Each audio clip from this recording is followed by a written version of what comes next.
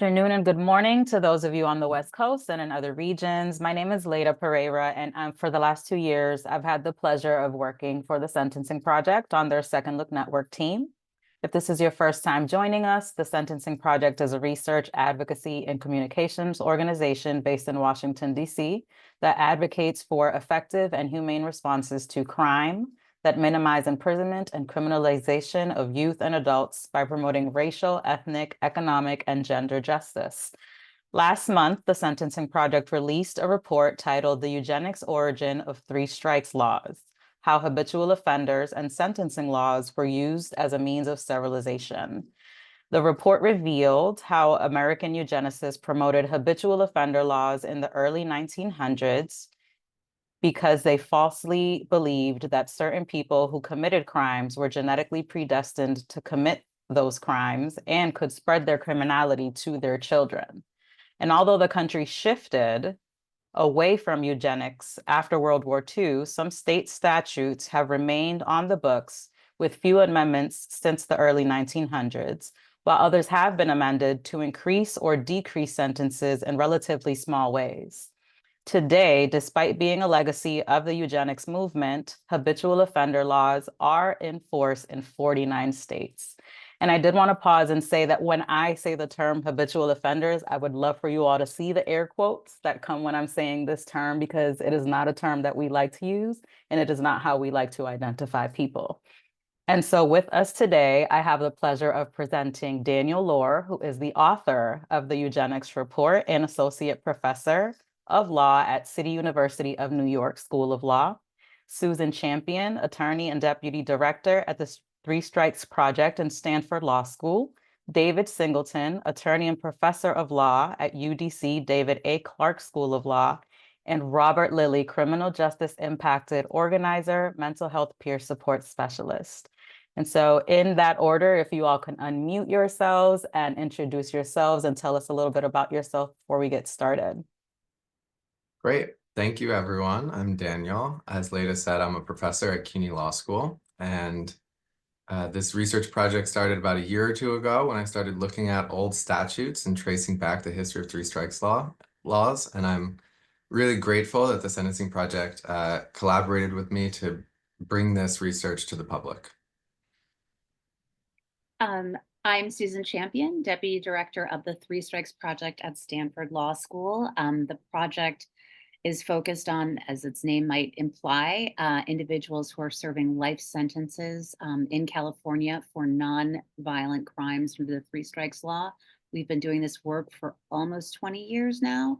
And we also were responsible for enacting, I think, one of the first second look laws in which individuals that were already serving a life sentence under the law had the ability to petition to be resentenced after the law had changed. I'm David Singleton. So glad to be here. Before joining UDC's faculty in 2023, I was the director and one of the lawyers at a wonderful place called the Ohio Justice and Policy Center, where we started a project called Beyond Guilt, which was all about finding creative ways to free overpunished people. And I could not be happier to be here today. And good afternoon to everyone. My name is Robert Lilly, but I prefer Brother Rob. I hail to you from Texas, and I am the face and one of the many faces of mass incarceration. I'm 54 years of age. I've spent approximately 21 years of my beautiful life cycling in and out of the systems. I'm on parole for the next 26 years.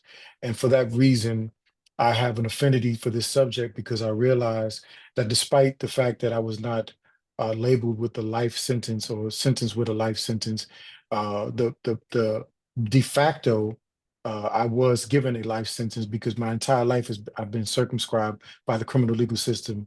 And it was a research report done by the Sentencing Project that showed me my connection to those that are serving life without parole.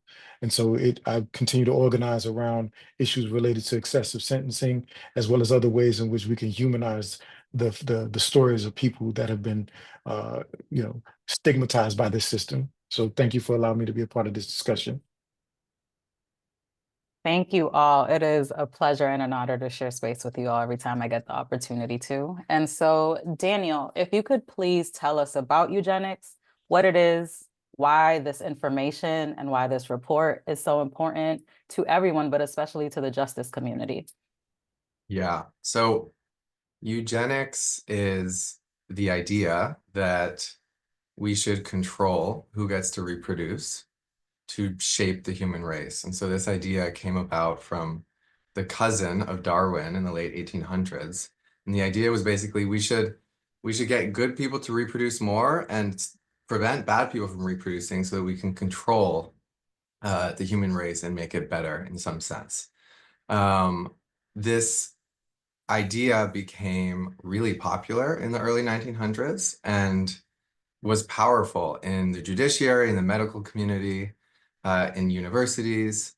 And it was just really explicit that we needed to find policies and enact policies to stop certain people from reproducing. And there were also efforts to encourage certain people to reproduce. And so there were a lot of tools for accomplishing this that these individuals came up with. Some was sterilization, some were laws about who could marry each other.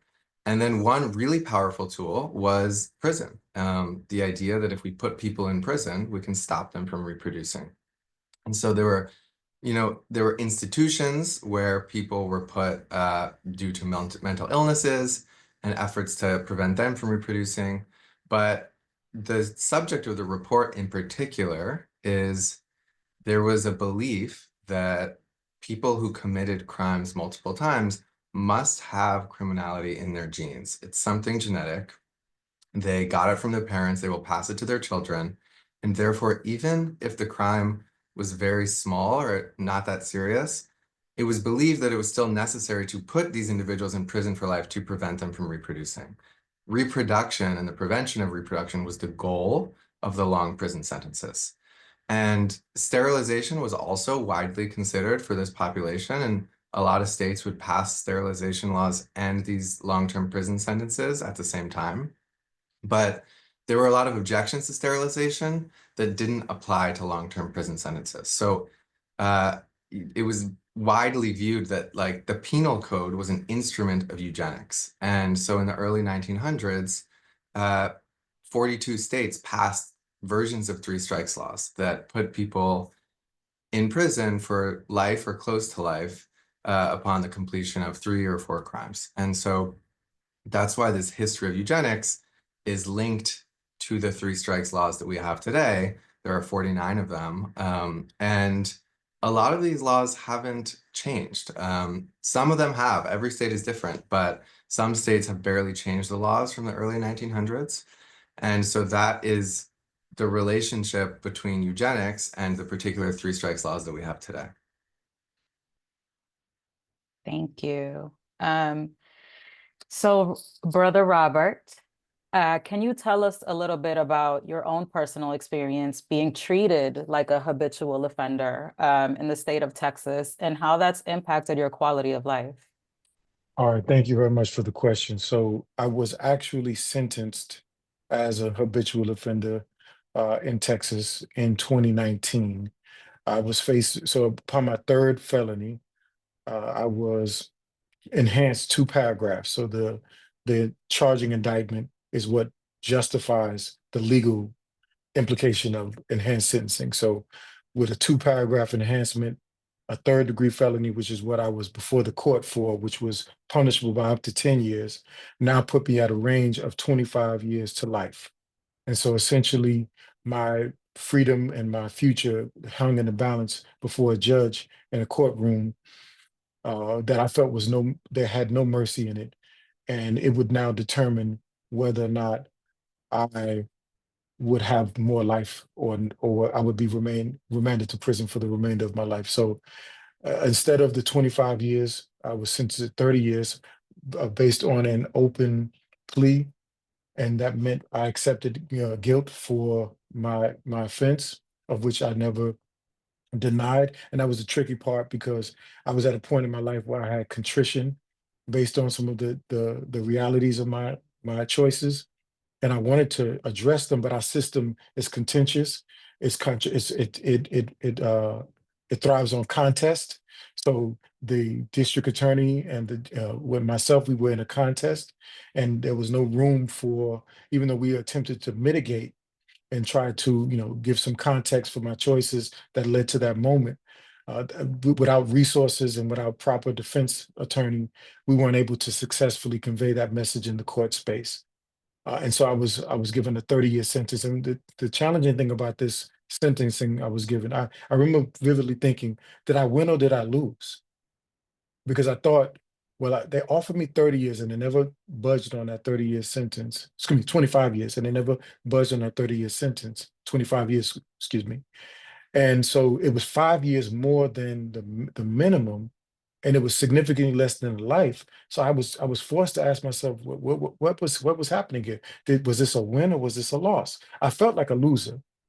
I felt like I lost because I was 49 years of age, and there was no determining whether or not I would get out, even though it was a non-aggravated offense, which in Texas you do a third of your sentence on a non-aggravated offense.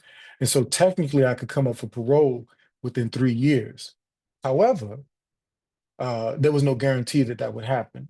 Now, mind you, I did make my first parole, and that in itself is a tremendous blessing. I wouldn't be here right now. I'd still be in prison, and all the many beautiful things that I've been able to do with my life since my release would not have happened, not in the way that they are happening now. But the thing that really struck me most was the judge never really talks in the courtroom. Seldom do I hear the judge talk. It's the prosecutor that does most of the talking. And obviously his statements were designed to condemn me. But the judge sentenced me. And so I left that courtroom asking myself, what was the basis for his decision? Because there's no way of really knowing. And I walked away asking myself, were they sentencing me for everything I've ever done before? Or were they truly sentencing me for what I was before them, to stand account? And without that answer directly from them, I had to figure out answers on my own. And one last thing I want to say is, I asked myself, what did this mean? Because at some point I read that punishment philosophically is communication. And so I asked myself, what is the communication that they were giving me? What is the message they were sending me? There was only one answer that I could come away with. And the answer was that my life meant absolutely nothing to them. And so I struggled with how to respond to that while I served my time, because I could see many people falling into despair, becoming hopeless. But I became that much more determined to assert myself and show myself, show the world and anyone that questioned that my humanity was fully intact, that what happened to me, there was a context that needed to be understood, and that throwing me away for the remainder of my years was not a solution to what was going on in my life. And one period I want to put on this is, even though I was sentenced to a 30-year sentence, I'm on parole for 26 more years. And what I want people to understand is that parole is not freedom.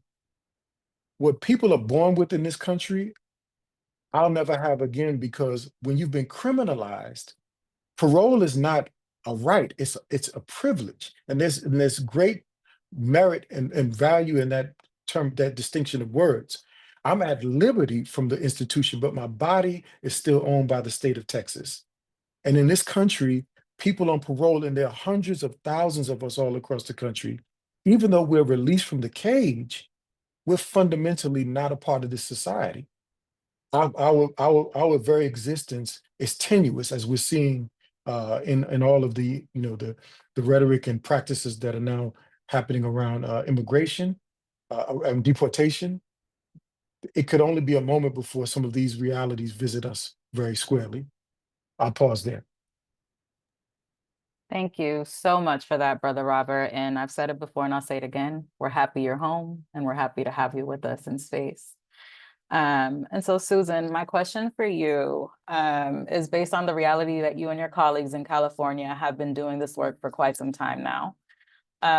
What can you tell us about the 3 strike laws and how they've impacted your clients? And also, what are the barriers that you're seeing with their reentry, in particular for those that have been deemed habitual offenders? You're muted. You're so good at that, like right off the bat. As I think I mentioned at the top, we've been doing this work for almost 20 years now. And the way that it started was that our director was clerking for a judge and a federal judge, circuit judge, and was seeing all of these handwritten habeas petitions coming in from people saying, I'm serving life in prison for stealing a pair of socks. There's got to be something wrong with this. And so he noticed that they'd get hundreds and hundreds of these, and mostly they would just, get denied, denied, denied. The Supreme Court said it's okay to punish people like that. So, his sort of thought was, this is basically like a death sentence, as Brother Rob was saying. This is, sentencing people to life for a nonviolent crime. Probably if people understood that, they wouldn't want that to be the case, right? A lot of our clients' parents voted for California's most recent three strikes law, the one in 1994, and they thought, well, that's for the really violent people, not for my child who's just suffering from addiction and or a mental health issue and co-occurring disorders. So the three strikes law was a huge net widener, right? It swept up a bunch of people that were dealing with issues that could be addressed in other ways. And if you look at, I think, we all sort of know the purposes of prison, of our penal system, is deterrence, incapacitation, retribution, and rehabilitation. I would say that our failure in the rehabilitation realm sort of underscores the eugenic sort of history of these laws, right? This idea that we're not focusing on rehabilitation, we're basically focusing on retribution and incapacitation, because I think it's relatively clear that deterrence in a three strikes context is not particularly strong factor. Most people that commit a third strike offense or commit a series of offenses are surprised when at a certain point they're given a life sentence, and they say, I didn't know that was going to be the result had I known, right? So the deterrence aspect doesn't really work, but the retribution and incapacitation are certainly what I feel are the goals of our penal legal system. And again, I think that just underscores the eugenic history of this, right? Let's just put these people away. We definitely experience huge disparities in the use of these laws, whether it's the people that are picked up and brought forward and the people that are actually given life sentences. Overwhelmingly, with the passage of the three strikes law, the Black population in California prisons skyrocketed, and they make up a larger proportion of individuals serving three strike sentences in California prisons. And again, I'm speaking specifically to California here because that's where our work is based. When we enacted Proposition 36, which reduced some of the harshest aspects of our three strikes law in California, we were able to get a lot of people out. But what we also found was that the people that benefited the most were not people of color and not people with mental illness. So in fact, the concentration of people of color and people with mental illness increased slightly after this reform was put in place. So the same people that we hoped to help the most through this law, through this change in law, ended up failing to reap a lot of the benefits. So that was certainly a surprise and a challenge, and certainly an unintended consequence for us. The changes to the laws themselves, I think, have had a huge positive impact on people across the board, certainly, but there still is, I think, this clear disparity that, again, I think can be linked right back to those eugenic origins. We find this not only in convictions and sentencing for crimes, but also in parole and grants of parole. The grant rate for parole in California is not as high for people of color, particularly Black people, and certainly people with mental illness, as it is for others. So we're finding that these have lasting long-term impact. And it's really hard to think that there's a reason other than a desire to keep certain people out of society because you've decided that they're not worthy of those things. I remember early on in our conversations about Proposition 36, I had the opportunity to have a conversation with Mike Reynolds, who is one of the people that wrote California's three strikes law as it came about in 1994. And I think, he said at the time, well, Susan, Bill Clinton and you're Barack Obama, they both were raised by single mothers and they didn't go out and create a bunch of crimes or, and commit a bunch of crimes. And I just thought, okay, so are you basically saying that some people are inherently incapable of conforming to the law? I thought that was a very telling comment. But yeah, so the reentry piece as well, just to get to the second half of your question, and then I'll pause. I have found that part of the prison problem as well is the incredible segregation within it.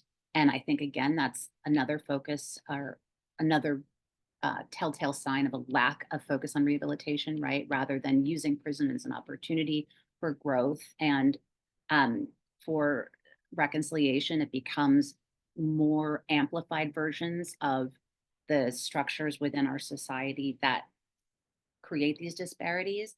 And when people come out, they've been living in this incredibly segregated environment of incredible penal consequences. And it's very hard upon release to let go of those things. I've found that reentry programs that focus on bringing people together and trying to undo some of that trauma are the most successful.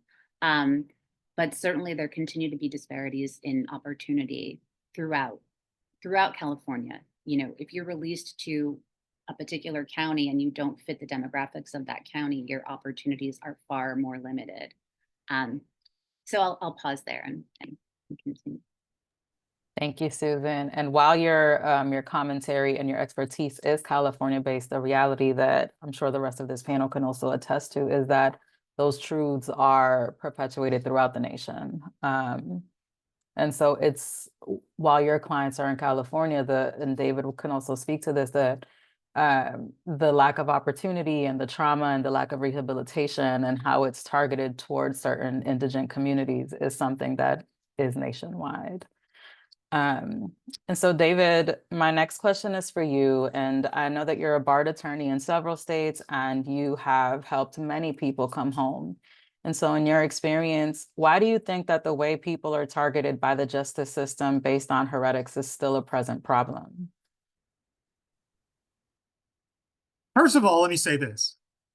I think that most of the observers of our criminal legal system don't understand that we have targeted people based on this awful idea of you carry a gene around that's going to make you more likely to commit crime. And if I have to be 1,000% honest, I'm going to be 1,000% honest.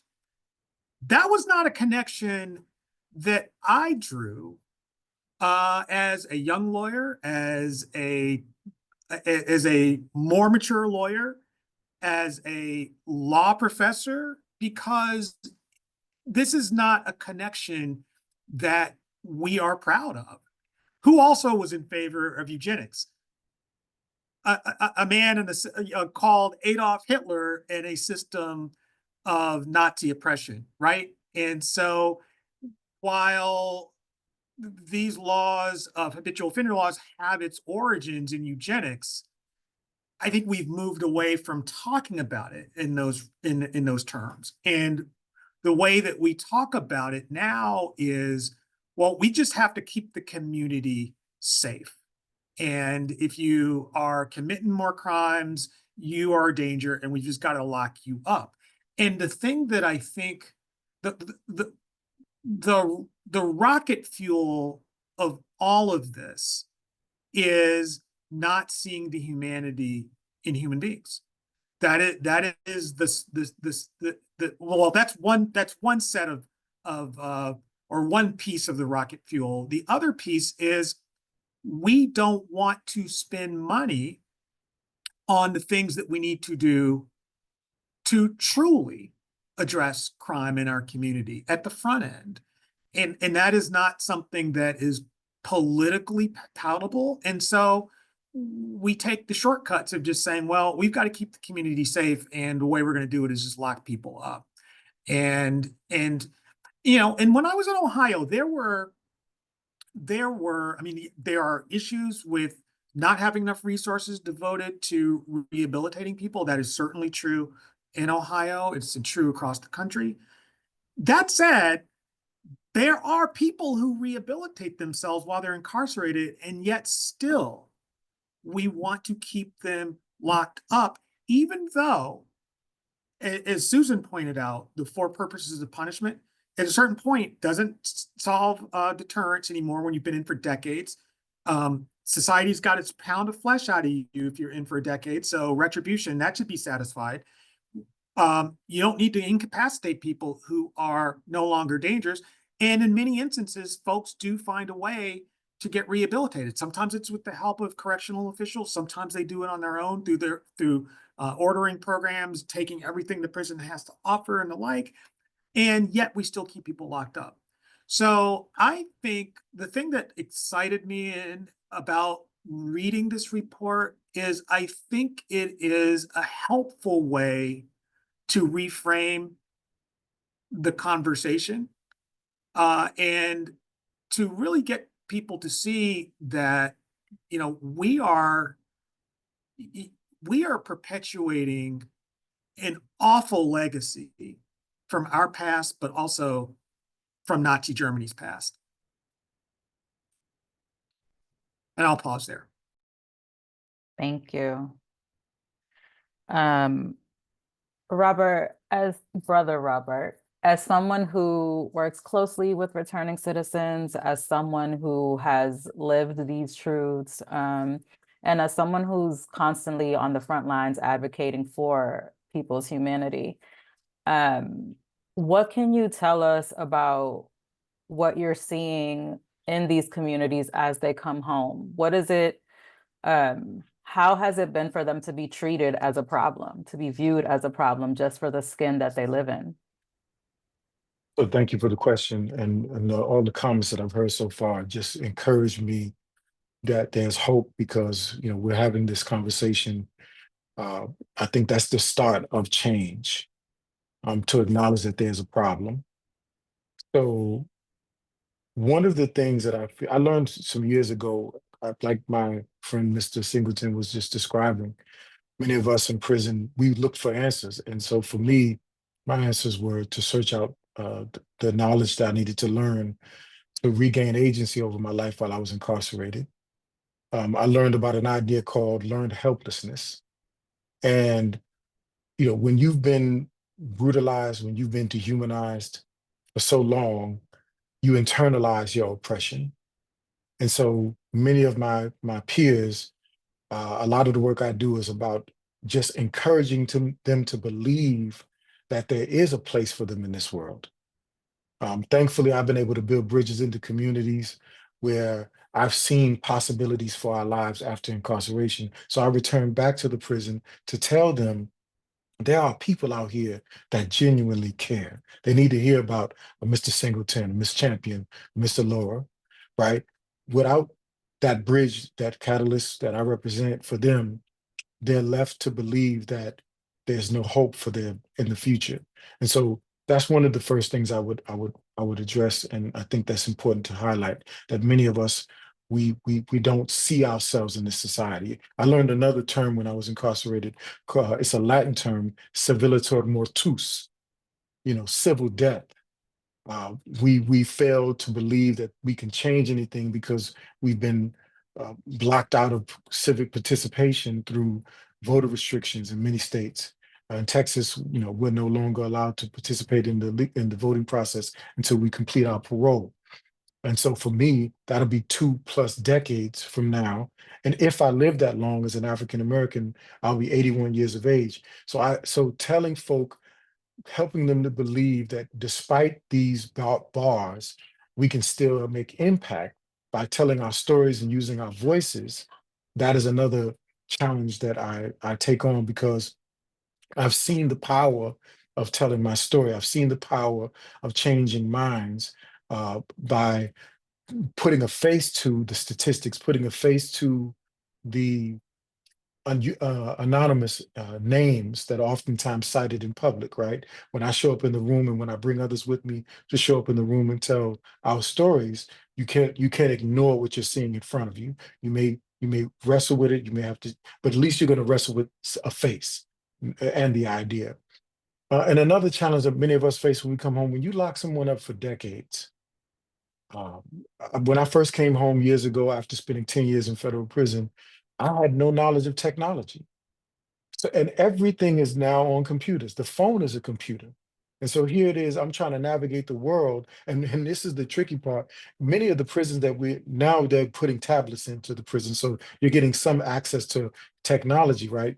But even then, there's very few courses that are involved with, giving you the philosophy and behind the use of technology. So we come home and our chances are limited in terms of how we can access society, because a lot of society and the resources that we need are tied to technology, and so we're impacted in that way. And I think one of the last things that I'll say is this: prisons are, they're a segregated reality. There's no male and female prisons where we're interconnected with each other. So men are with men and women are with women. It's very hard to grow. It's very hard to grow emotionally when the only thing that you're surrounded by is the same gender. And then, of course, with the male prisons, many of us, we're just like we live in this very patriarchal society. We don't get taught to acknowledge the fullness of our humanity. So I don't know how to identify that emotional part of my makeup.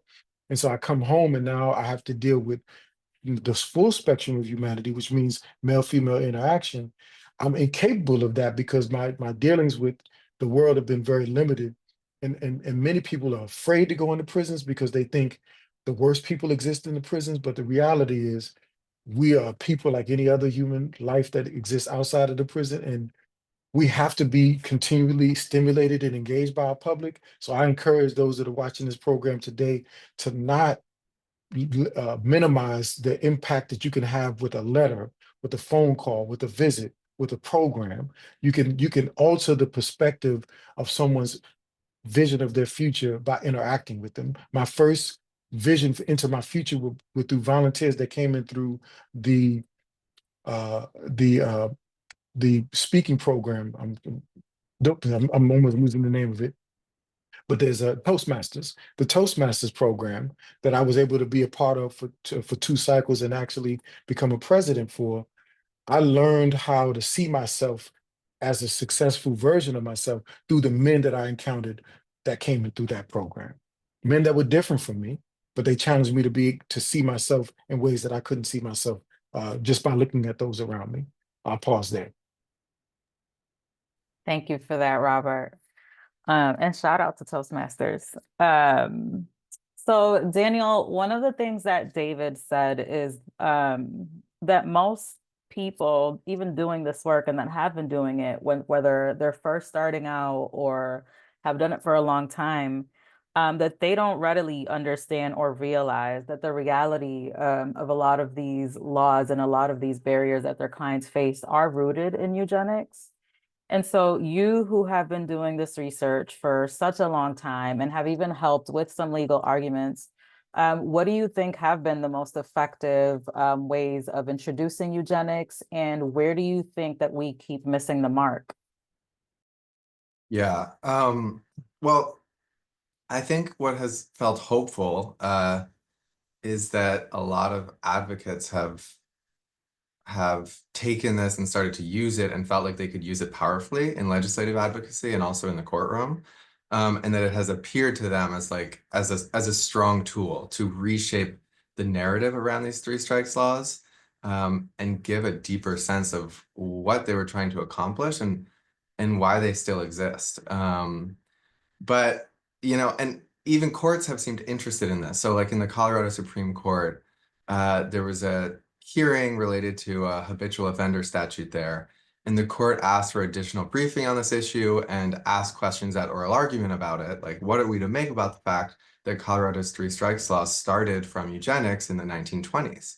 And so the court was clearly felt like this had a real meaning and effect on the litigation, but the state's response is a good example of the limitations that we face. So the state says, Your Honor, it's irrelevant. We have this law today. We support it for reasons that are not about eugenics. And so who cares that it was related to eugenics in the 1920s? We have independent rationales now, and we don't need to think about that history. And so I think the challenge moving forward is how do we respond to that? Because for some people, it's so intuitively important. Like the history so thoroughly condemns the current laws that we almost don't need to articulate why that's the case. And so I think the challenge for legislative advocacy and for legal advocacy is like, how do we articulate that harm, the harm of that history? And so, I've been thinking through ways to do this and would love this as an opportunity to sort of work through some of those with people. But one is like to challenge this independent rationale thing. It's like, do we really have an independent rationale? Because as David talked about, you can walk through the purposes of punishment, and frankly, it's really hard to make sense of, Susan gave the example of someone serving life for stealing socks. It's really hard to fit that into the theories of punishment. And so it's just not clear that we actually have any sensible or even just logical rationale under contemporary theories of punishment. And so it feels like we really can only explain this through the history of eugenics. Like this is really only here because eugenics brought it, and then through inertia, we have been left with it. But even if, we are to concede, okay, well, today people say incapacitation, let's say, is a legitimate basis for having these laws. We can forget about eugenics. We have this independent reason. I think we might still say that there's a significant harm in keeping these laws, which is, it's that, even if we found a new rationale, like we wouldn't have these laws but for the eugenics movement. Like, I don't think these laws are inevitable. They're such horrible, weird laws that we want to lock someone up for life for 20, 30 years for a minor third offense. Like, it's an oddity, and it has come to feel natural, but I really don't think we would have them without eugenics. And so even if maybe we can come up with some rationale that makes sense other than eugenics, I think that we should recognize that that history haunts us. And also, like, we see eugenics today. President Trump talks about people who committing crimes, they have criminality in their genes. So he's using that language today. And so we could even think of it as like an opportunity to reject that. Like in this moment where eugenics is creeping back, passing a law like New York is considering repealing their 3 strikes law this legislative session. If they were to do that and talk about doing it as a way of repudiating eugenics, that would be a really powerful way to push back. So I think it's an opportunity to break that historical, the haunting of the history of eugenics. Daniel, I do want to just put in a quick thing. In California, we passed the Racial Justice Act, RJA, and the trouble that we're running into, because I think that that data could be very powerful, is just getting the data, right? So every municipality has its own arrest data, right? Because this goes so far back. It goes to, how the police are policing the streets, right? So from arrest data, every county has its own data, every prosecutor's office has its own data, and developing a case for disparate treatment on race has been so difficult. We have tons of minds all working at it, in part because even if we were to get the data, so often it's apples and oranges, right? So one county or organization or municipality will collect a certain type of data, but doesn't map onto the other county's data. And how do you compare a robbery committed by someone of color versus a robbery committed by a white person? And how does every element match up, right? Like it can be so difficult, and it's frustrating. I guess this is just to say I share your sort of frustration in that it's clear that it's there. We see it, we know it, but one, proving it, or two, getting people to recognize that it is something that needs, that is untenable, right, in a free democratic society, is also very difficult. Is it okay if I just hop in? I just wanted to say this. Among the most hopeful things I have heard is what happened in the Colorado Supreme Court as they were questioning whether they should be concerned about the origin. And here's why I really feel hopeful about that. And again, I don't mean in terms of like, what the court did or would do, but I mean it in terms of this. Half the battle is finding out a way to win our causes, our cases, our challenges based on emotion. And if you can get a court, more courts, more legislators to just feel deeply uncomfortable, then perhaps that is the beginning of giving them the opportunity to change. So I cannot say enough about the importance of this report. Daniel, thank you for your research and your effort on this, and for other people who are working on this issue, because I think it really gives us an opportunity to change the narrative and make some folks in power deeply, deeply uncomfortable. I have a thought I'd like to throw out on this topic. So what I said a moment ago, I was grateful for this conversation, and I saw somebody else put it in the chat as well. Shout out to the Sentencing Project for hosting this. When I walked away from the courtroom at my last sentencing, I, for the first time in my life, started asking myself what was really happening. Like, why was I being punished? I understood, like I indicated, I had contrition for some of the poor decisions I had made.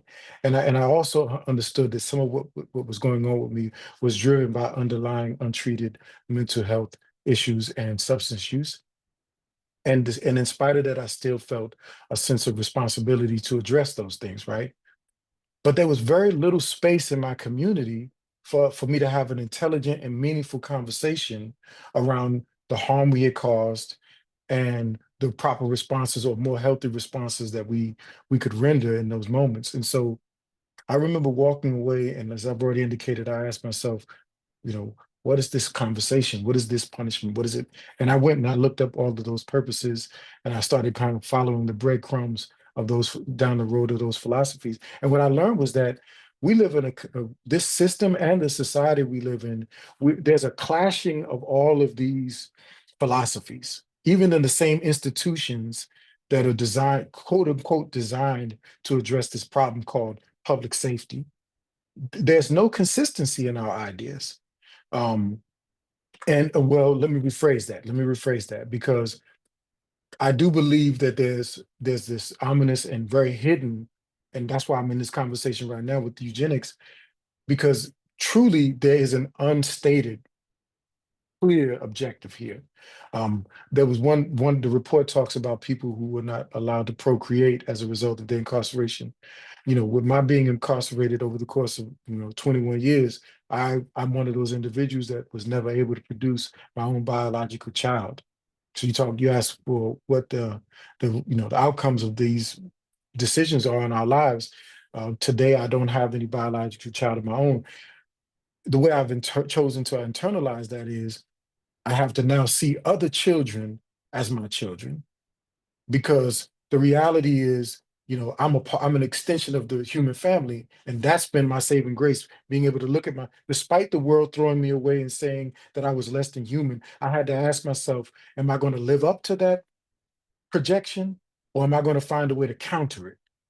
And I started reading, and I learned about a book called, it's an idea called desistance. What does it mean to quantify and qualify when someone no longer engages in criminal behavior? We have to have that conversation as a community, because I think at the root of this eugenics practice is the belief that there are people that cannot change. And so if that is true, there needs to be an argument for that, because we live in a society that has language like forgiveness and second chances. So that's a contradiction. And that contradiction can only be reconciled when we confront it. One last thing I'll point out was I read a great research paper when I was incarcerated. I want to give out the name of it. It's called Locking Up My Generation, Cohort Differences in Prison Spells Over the Lifespan. And when I read that, I was astounded, because somebody mentioned the super predator term. I remember watching the news, listening to those arguments, the no frills bills, as they were being debated in Congress. And I thought, I listened to that. I said, even though they didn't say the name Robert Lilly, they're talking about me. They're using that language to describe me. And there was something fundamentally that disagreed with that idea that I was a super predator. And I didn't know how to respond to it at the time. But as time went on, I began to respond to it. And what I learned was through articles like this one that I just described, that all over the country, there was an entire generation of people just like myself that were being targeted and being hunted down and being incarcerated. And I felt then, and I still feel now, that we as a community are not right. We have not yet risen up to the level that these problems represent in terms of their proportionate impact. Like, we just haven't done it yet. And I'm looking for that day where there's a mass movement, not just in reaction to George Floyd, but just on the basis of, look, I've read the research, I see the problem. We need to take a greater stand. And so I'll yield there. Thank you all. I have one final question before I open it up to everybody that has joined us today. And I'm glad that you all led up to this point about present day realities, about rhetoric that we're hearing, about language that is being used. And so, you know, Daniel, you said through inertia, we're still here. Susan, you've said because of our failure to rehabilitate, that's also rooted in eugenics. David, you've said that people are struggling to want to face the shame of these realities and these truths. And so some would argue that we presently are seeing those same notions in the disappearance of legal citizens and residents today. And so is there an argument to be made to support or dispel the truth that it is through inertia, that eugenics hasn't declined, it has just evolved?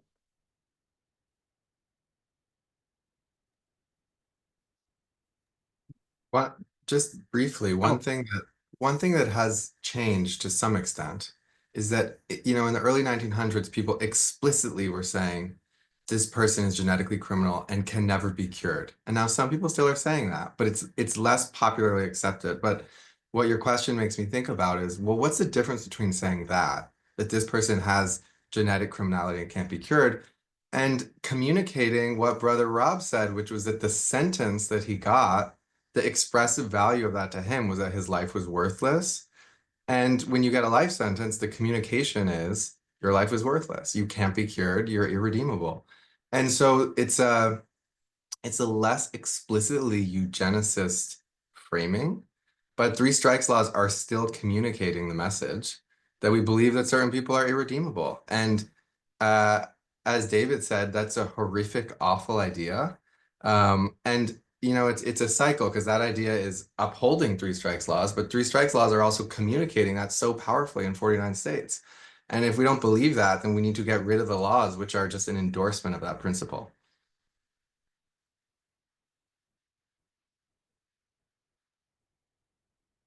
So I would say, and I agree with everything Daniel you said, and frankly, everything that Susan and Brother Rob have said as well.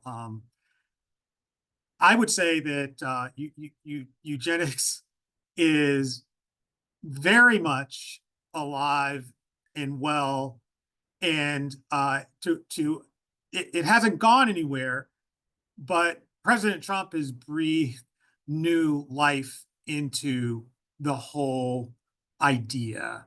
You know, I'm thinking about this proposal now that he has, where he wants to pay $5,000 for people to have babies. Who does he want to see having babies? Does he want to see me and my African-American wife, if we were able to still procreate, have babies? Or is it someone else, perhaps of European descent? The whole rhetoric around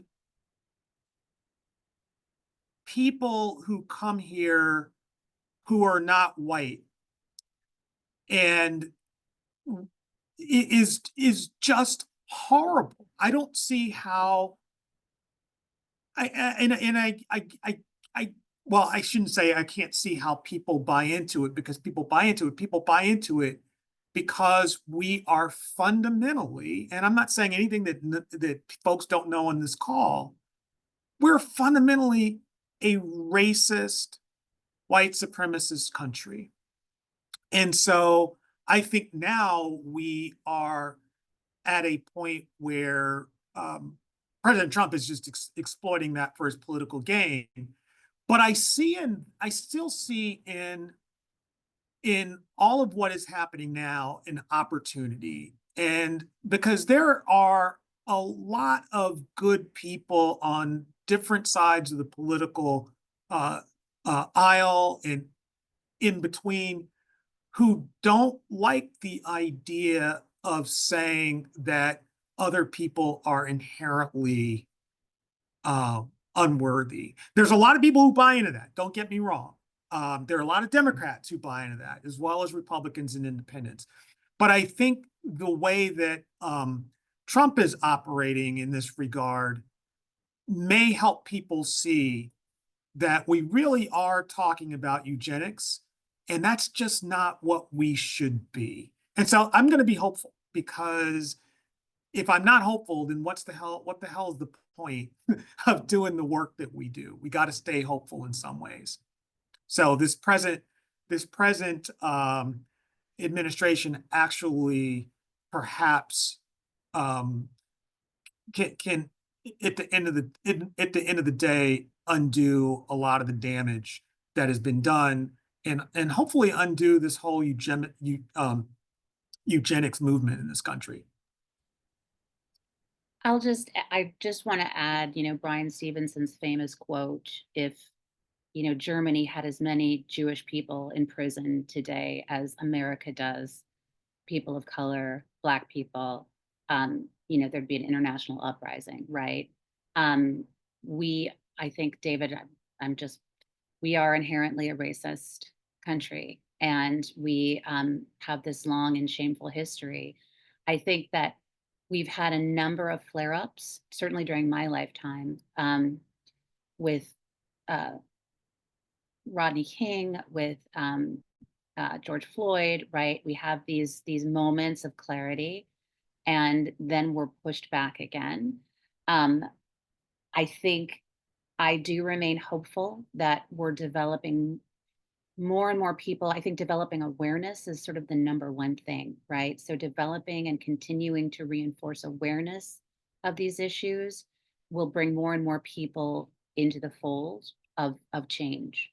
I think the old guard is changing. There's always going to be upheaval before that happens. People, trying to hang on, with a death grip to the old way of being. But I'm hopeful that this current upheaval and this current sort of focus on destroying some of the gains of the past is just one of those last gasps as we continue to move forward. Okay, I'll go ahead and jump in now. I want to start with a quote by Michael Eric Dyson from Tears We Cannot Stop, a sermon to white America. He writes, "The most radical action a white person can take is to acknowledge this denied privilege. To say, yes, you're right, in our institutional structures and in deep psychological structures, our underlying assumption is that our lives are worth more than yours." I think that's the thing that I most grapple with in my dealings with anyone that I come in contact with. Those folk that have been beat down by oppression, I want to remind them of their humanity. And those folk who proclaim or profess to have a higher expression of civility, I call into question their contradictions as best I can. Because until I faced my own internal conflicts, my own internal discord about how I showed up in the world and what it was producing for me, I could not change. And so as I strive to be involved in this work, I don't think it's going to be an overnight solution. I think it's going to be something I give the remainder of my life to. but I'm willing to do that because I think it's worth doing. And I fundamentally disagree with what's happening today.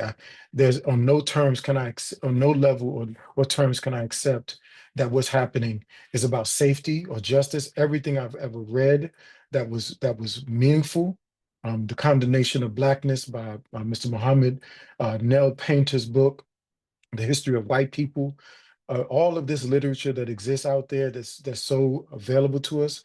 I can't turn away from my truth. So when I think about, I'll say this to answer your one question that you presented about the contemporary challenges we face today. I remember when Guantanamo Bay first happened, and we saw those horrible images of human beings being treated with such disregard. I wasn't surprised because I had saw those same behaviors in prison. And there's something I think inherent in a society that believes in punishment as the all in all solution for every social problem that produces. And so for me, as an abolitionist, I believe a big piece of what we have to do is we have to challenge what does it mean for us to live as a civilized society, and how do we as a society deal with harm in ways that don't require or demand that we use punishment as the only or as the hammer for every quote unquote nail that we see. Thank you. There are a lot of questions, and I'm sorry that we won't get to all of them. I do think that one important one to ask is from Olivia about how can we use storytelling in our advocacy around undoing the harm these laws have caused, and if we found that it has been more helpful than the data itself, since the data has been unhelpful.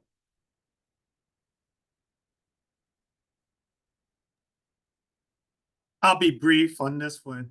Have Brother Robert out there speaking a lot and telling and sharing his story, and how, I mean, the thing, Brother Robert, that you said that just shook me was when you said that you had an epiphany that the super predator label was aimed at you. And I think all of us would say, thank goodness you are home. You're somebody we want to be our neighbor. And to be able to share that and have people see you and hear you and shake your hand as you tell your story. Powerful. I second and echo that. And you all on this panel give me the hope that I need to continue fighting this fight. Because I'm pretty sure, David, they don't want me reproducing either, not with my Dominican background. And so thank you all for sharing space today. Thank you all for answering these questions, for being brave enough to do so in a time where speaking your truth is continuously getting more unsafe. To all of you who joined us today, thank you for being present and bearing witness. We will answer your questions after this webinar, and has been recorded and will be made available on our YouTube channel. So thank you all.